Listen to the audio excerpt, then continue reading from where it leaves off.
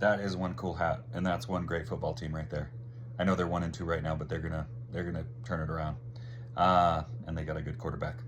Anyway, faith. I want to talk about faith. Faith, biblical definition: faith is a substance of things hoped for, the evidence of things not seen.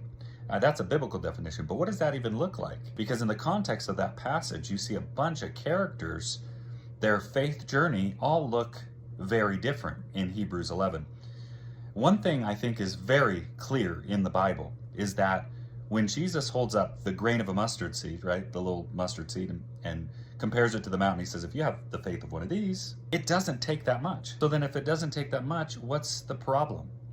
It's not the amount, it's the source of your faith. How do we know this?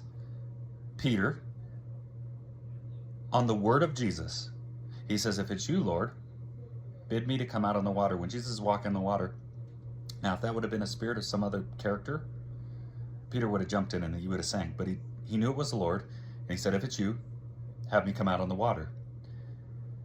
He got on the water on the words of Jesus. What happened when he took his eyes off of Jesus and looked at the storm? He began to see one truth. Peter ain't enough. I'm not enough.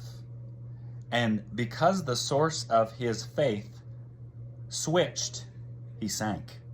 And then of course he calls out to Jesus again, and Jesus pulls him out of the water, right?